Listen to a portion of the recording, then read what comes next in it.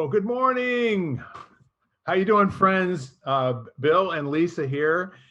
We are lighting the candle, a world that works. This podcast is generated on a weekly basis from a team of different people. We have different panelists from week to week. And every once in a while, we get fortunate to have a one-on-one situation where we can do what I call a spotlight. And that's where you can find yourself in a conversation and a dialogue between two friends that are committed to bringing empowerment to the world. And we do this with our livelihoods. As a matter of fact, before we talk about the topic today, Lisa, do you want to tell people a little bit about yourself, what you do for a living, and how you and I may have met? Oh, sure. Um, Actually, Bill and I met at a networking event in Hartford a couple of years ago. Um, I think I think it's called Authentic Net Business Networking. Is that Oh, what it? right. Yep. Sounds good. And I didn't realize at the time that it was her first meeting. That she's just started the organization itself, and then I was new to networking myself, thinking about starting a new conscious living magazine, and that's where I met Bill initially. And about a year later is when I launched with a friend of mine, EPIC, which stands for Empowering People, Inspiring Community.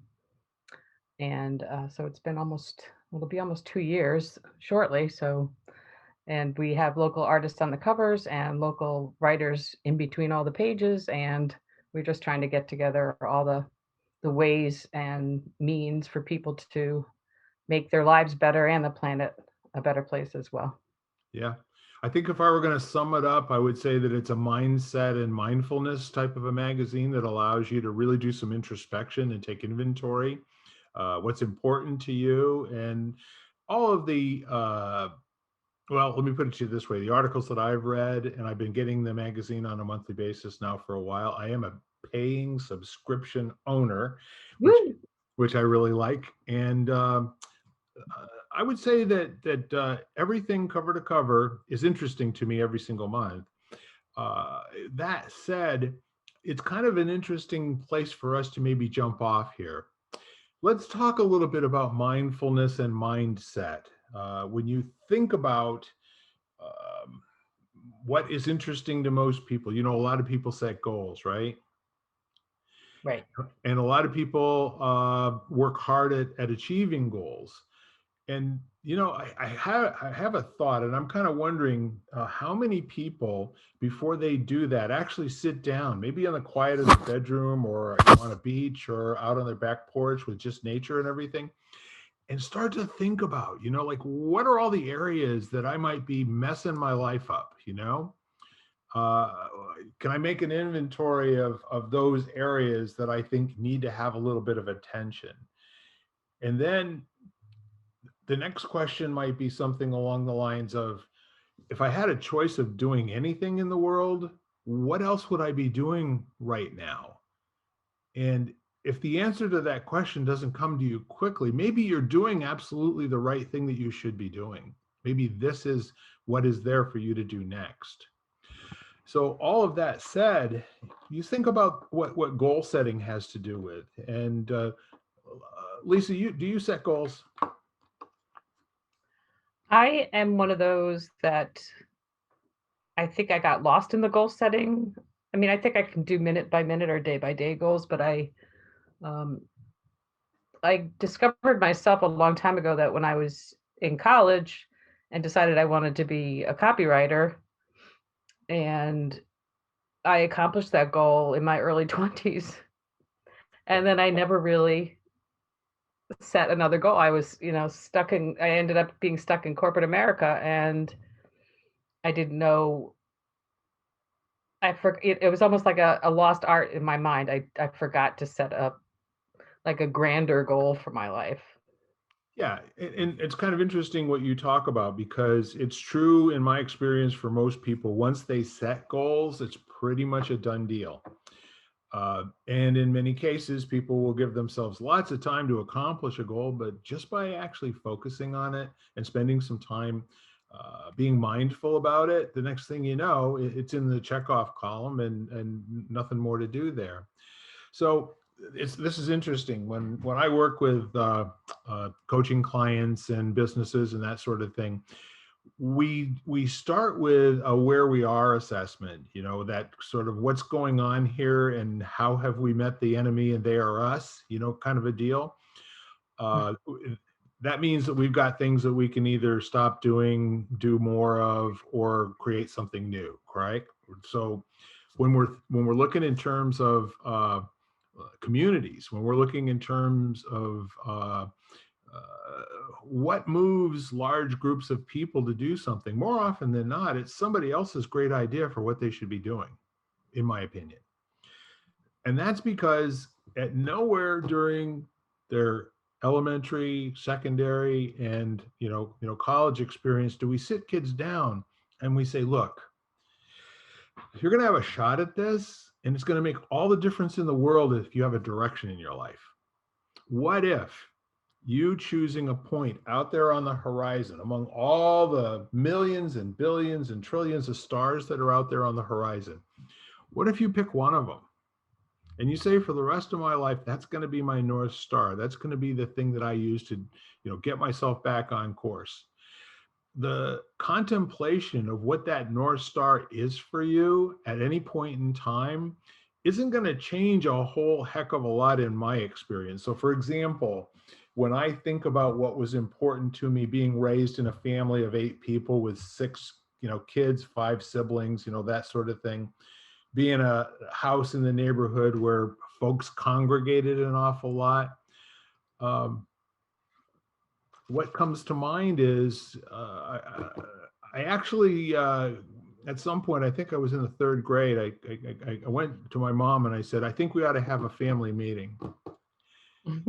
And so she told my dad when he got home, Billy thinks that we ought to have a family meeting. And so he said, okay, let's have a family meeting. We sat down, and of course, my dad at that point was in charge of a department at Electric Boat, and had lots of people reporting to him.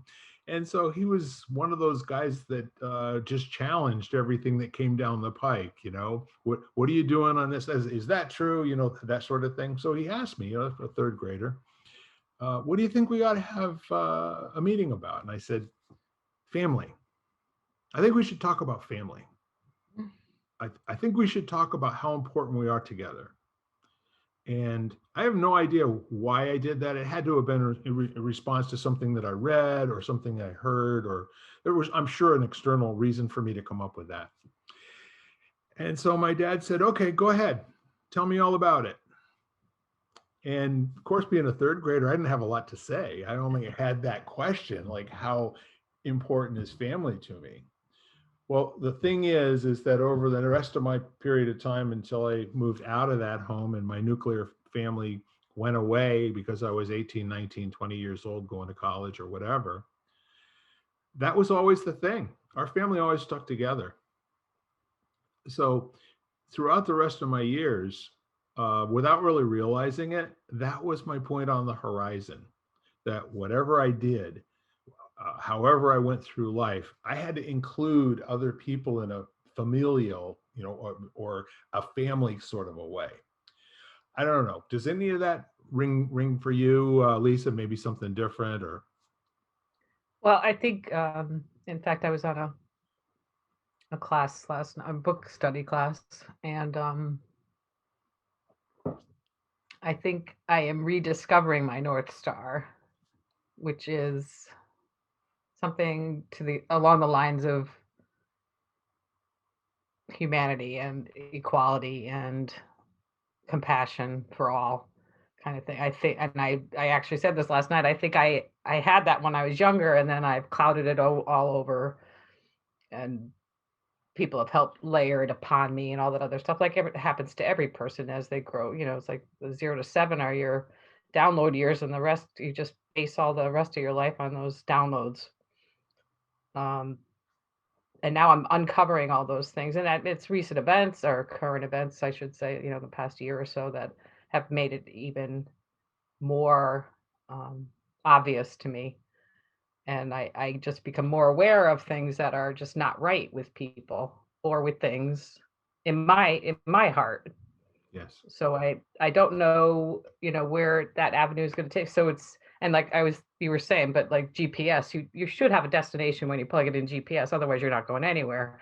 But the beauty of a GPS too is if you could veer off course if you really want to, but you're going to end up going back to your final destination. So and one of the things I don't know if Abraham Hicks, I don't know if you know Esther Hicks Abraham. And one of the things she was saying the other day, which she says a lot of poignant things, but this one was so simple. It was like, what would make me satisfied right now? So you're talking about goals and stuff like that. And then mindfulness is being in the moment. So for me, like right now, and it could be getting this report done or writing this article, or it could be taking a walk, and in this moment, what would make me most satisfied? I thought was a brilliant way to narrow it down to like how to live your life more mindfully. Well, yeah, and what I love about that question, you can hear that a few different ways, right?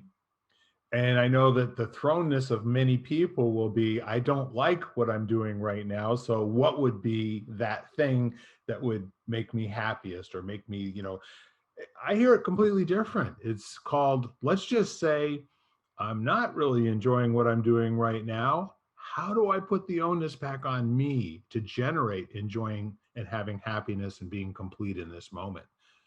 Like right now, right here. One guy used to say, well, if you only have one thing to choose from, choose what you got, right? There's this whole exercise about where you feel like you're always going to have an alternative to what's happening right now. Sometimes you don't. Sometimes this is that thing you've got to finish, complete, get through. And it's been proven over and over and over again, no matter how dire the situation is, how much at risk you feel you are, the moment that you're in control of those emotional aspects and you make a decision, this is what I need to apply myself to right now. Let's see if I can get this done with joy and excellence. So Right. it's a very, very great thought.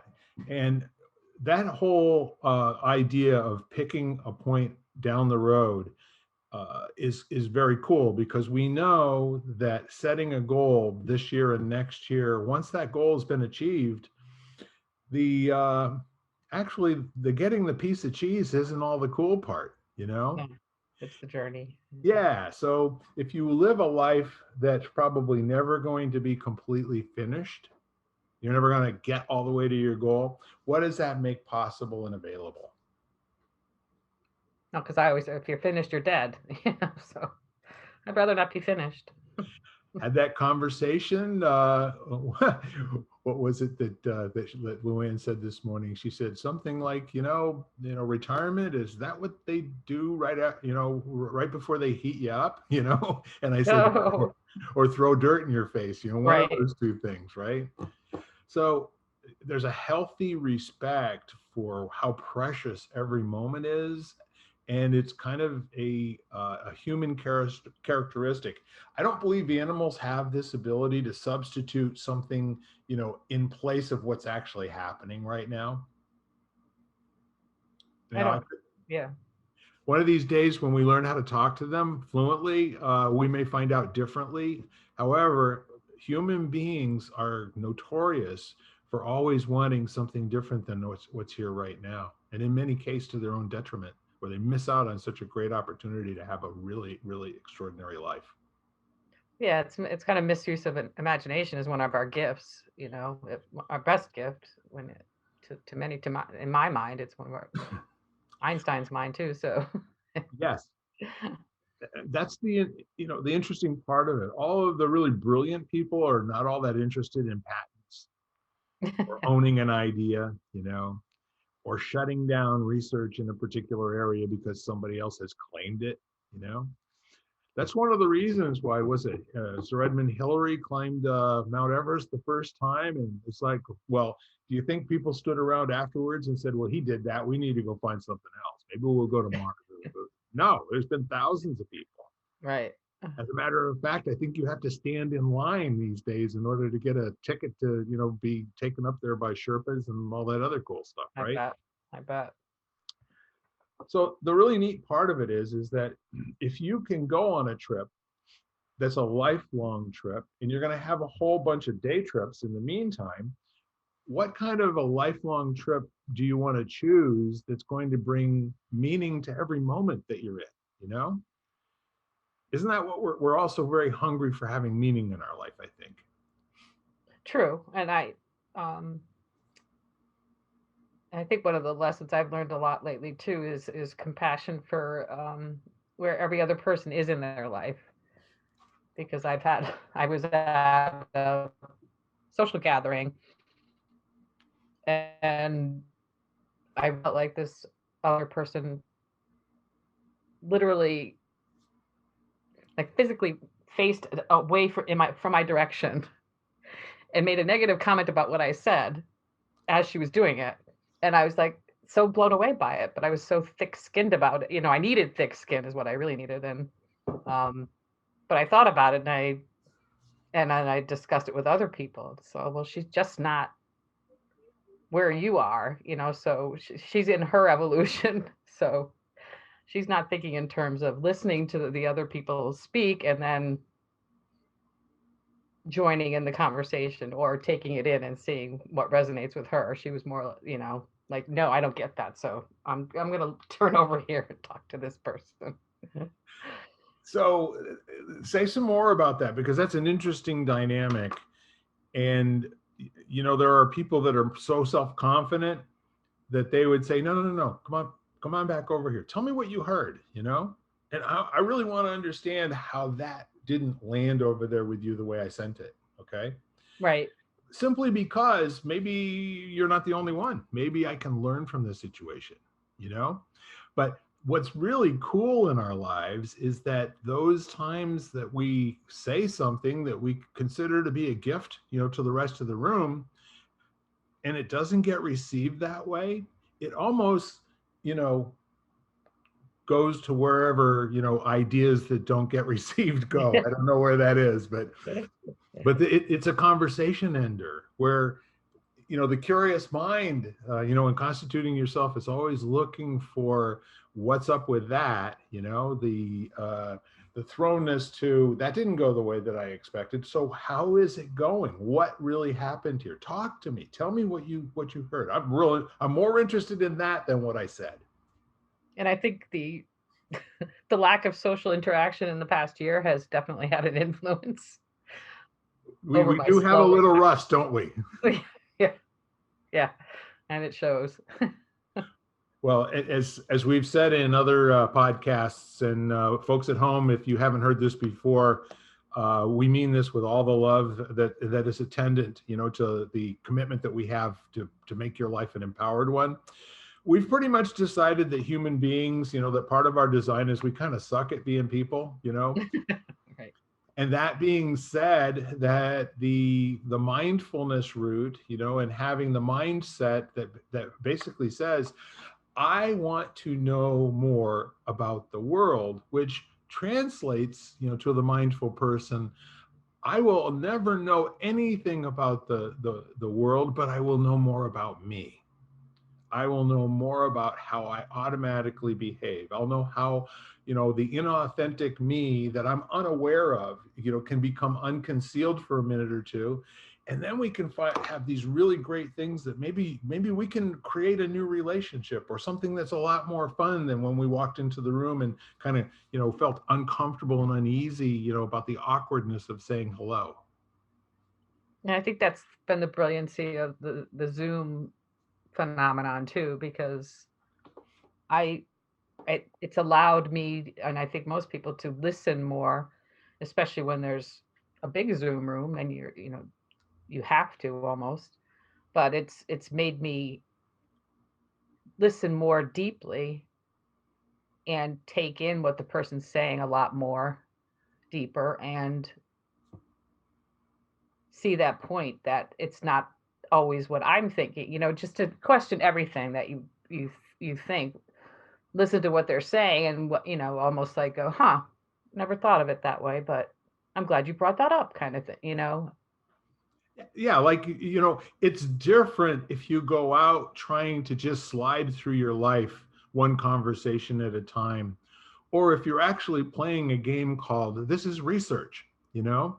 Research and development. We are ongoingly growing like a weed. And where that comes from, another really favorite guy of mine back in the old days used to say, the truth shall set you free, and first it shall piss you off. So the whole idea is to gain some muscle in the area of things not turning out quite the way that you anticipated, and that not to ruin your day. And sometimes there's like this period of time. I can tell you early on when I started working and I got myself over my head in some of the jobs that I had, where I had folks, I got promoted. You know that Peter principle thing? You get promoted to your highest level of inefficiency or inadequacy or whatever the thing actually is. Well, that happened to me quickly because I was kind of an outgoing, hardworking, pretty, vocal, and not a lot's changed in that area, but I like to think that I have better listening skills than I did back in those days. So it was hard for me, to take criticism from people because I thought the goal in life was to never be criticized. True. Imagine how that turned out. Yeah, yeah, no. And yeah, I really admire your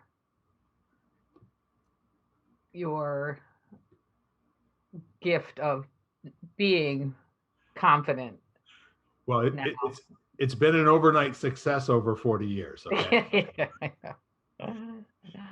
But But I could tell that, it's something you consciously worked at too. I mean, I could tell by, speaking to you and knowing you for a while now that, I don't think people aren't, well, I think maybe some people are born with it, but I don't think so. I mean, I think that's got to be cultivated more than nature, you I, know. I'm going to agree with you. I really think our social skills are 100% nurture, in the environment, simply because we have no language. If we get dropped with wolves, we're going to learn the wolves' language. We don't have any methodology of suddenly, behaving like a human being when it's reasonable to behave like a wolf, if you will. Okay. So let me just say this to you. It's a decision, to get better at not sucking, like to advance that a little bit every week and month.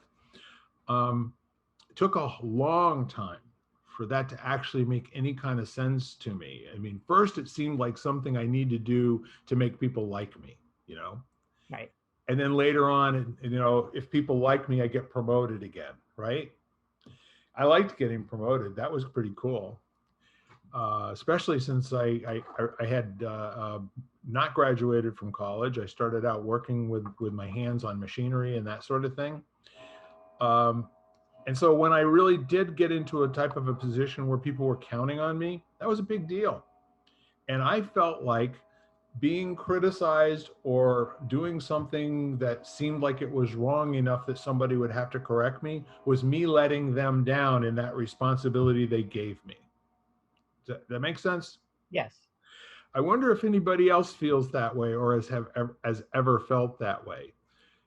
That especially in a conversation with somebody that you care about a whole bunch, and a lot of issues, it's going to be family members, or it's going to be somebody who's a longtime friend who brutally lets you have it between the eyes, and it's not good news. For the most part, it's not good news. Until it's the way the relationship should work, you know. And I have that kind of relationship with a couple of people, and we basically say we say things that are a little too colorful for this type of a podcast where I'm not sure who's going to be listening. However, it's you've got a lot of people in your life, Bill or Bob or Nate or whoever. You got a lot of people that are happy to blow smoke up your skirt. Okay, you want to go spend time with them? In the end, my answer is always no. Give me what you got. Give me your best shot. See if I'm still standing. Right.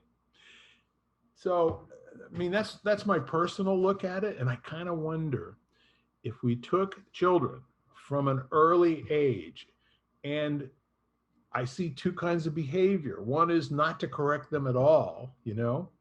Oh, they're just children. They'll figure it out.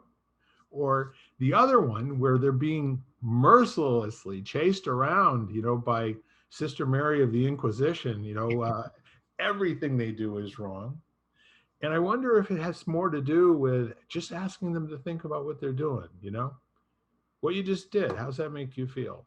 Is that the way you want to be seen by other people? How would you really like to be seen? What would you really like to do with your time? And what kind of a difference would you like to make with people? And I was thinking, well, because I was, as far as children too, is watching a movie that the Shift movie that Wayne Dyer did, and there's a nice little scene where the kids are running around and he's just smiling happily, and the mother's yelling her lungs out, and so he just calmly says, "Well, I like to practice non-interference," and so she kept yelling at the kids to come eat lunch, and all of a sudden they go, we're not hungry," and she goes, "You know what? Come eat when you're ready." And Wayne just looks at her and smiles. My goodness. I miss him. I miss him a Oh my whole, goodness. yeah. He may be a scurvy elephant, but he was my scurvy elephant, I love Scurville. The, the whole notion of being misunderstood, or if we just kind of put this hat on where we were sure that if anybody ever disagreed with us, we didn't understand them or they don't understand us. Now, how do we go further with that conversation? Well, I think that, so we're coming full circle again, back to the understanding, or back to my predicament of being in that situation where, I'm not even sure if I wasn't understood, but it wasn't taken well, let's put it that way. And so the conversation shifted abruptly. Right. So I'm still learning how to navigate that social situation, but who knows what that stems from. And back to family too. If you have, like you were talking, I had a father that he was kind of absentee, more or less, kind of thing. So there's nothing I wanted more than his attention. Sure. I would do anything to get his approval, and that was my North Star as a child. Well, and I'll tell you what, the strategies and tactics of a child that wants to be noticed, it doesn't necessarily mean that it's always being noticed for something good, in my experience. I actually know that I observed some behaviors around my house growing up that had absolutely nothing to do with anything other than just getting attention.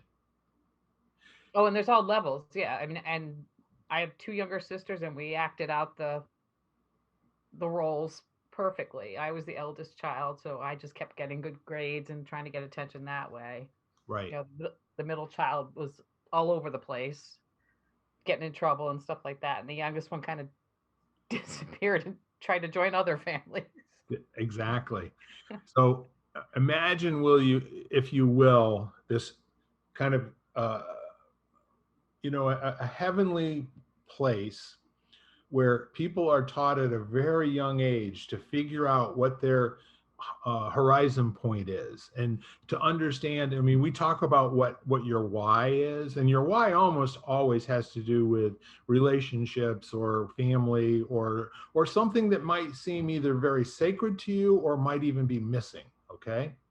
Right. So the why is still leaving lots of room for more questions, what's beyond that. And the direction, in my opinion, is far more important. Like having that feeling in your gut where there's a shift, a felt shift, that yes, that's it. It doesn't even necessarily have to be languaged at that point. But we do like to have something that's a placeholder, for when we had an emotional breakthrough, or something of that nature. So again, let's imagine everybody in life gets to go through that on a regular basis. How much time do you think would be spent with people having thoughts that were self-sabotaging, or I'm really not a good person, or what would their intention be on if they had spent the time to constitute their life as a vehicle and a vessel to get, to a strategic journey, if you will, a strategic journey that the reinforcement to it and the reward for it is like climbing a mountain, right? So why are you climbing? Because I'm climbing. Okay. And so what are you going to get when you get to the top? I'm going to get more climbing. So, that just goes on and on and on. So that brings you back to that opportunity for the mindfulness and mindset. The, that very powerful mindset that basically says, I have a righteous journey for me. Right. My life is meaningful, and I love who I am being. And then the other part of it is the mindfulness is at any particular moment where some other thought is creeping into your mind, you can immediately say, thank you. Back to work, climbing again. Here I go. I'm climbing. Not today. Exactly. Well, Thank you for, yeah, go we ahead. talked about that too, like the path, if you have, and it's not something that we're used to as that we were brought up with, but to have like every decision, like how does it feel in your body? Does it make, does it feel right to Yes. you? Because bad things will feel bad Yep.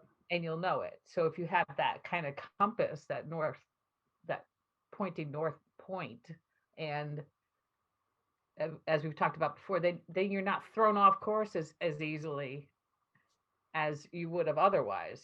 So I think that what you're saying is absolutely true. If you have that way of making those decisions for your being in every moment, then you won't get thrown off course like most people are, like me in a conversation on a social gathering. It's exactly right. When people get access to the mechanisms and the mechanics that we're born with, the head, the heart, and the gut, those three things, as we like to say, are the BS detectors. Those are the ones that are, if they're not in alignment with each other, there's something kind of screwy going on around here. And that's where the curious mind steps in and starts to make sense of, is there something that I'm not aware of? Is there something here that I can learn from, or is this just a really uncomfortable situation and I can't wait for it to be over? All of those things may be true. It may be that, D, all of the above, right? Right. So Lisa, any final thoughts on this half hour? Awesome conversation with you as usual. And then we'll jump over to the other side. Uh, and just a recap. I think a nice recap is to go within yourself and find your point. I just thought the thought just came to me. Point of promise. I don't know where it came I from. like that. That's great. um, I think I have to write that down. But use that and go within yourself to see if every decision you make every moment of every day, and then you could use the, does it satisfy me, or what is the most satisfying thing to do in this moment? And Right. like I said, it doesn't mean that the most joyful thing, you could turn it into a joyful thing, but it could be, like I said, finishing that report would make me so happy right now, would satisfy me.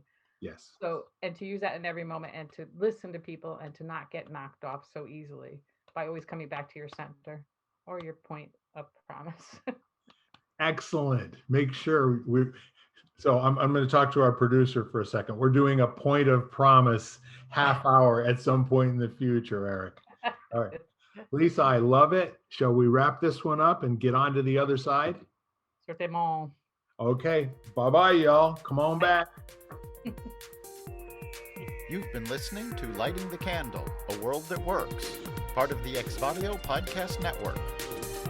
You can hear us at exvadio.com/podcasts, Apple Podcasts app, Google Play, Spotify, iHeartRadio, Stitcher, and wherever you find podcasts.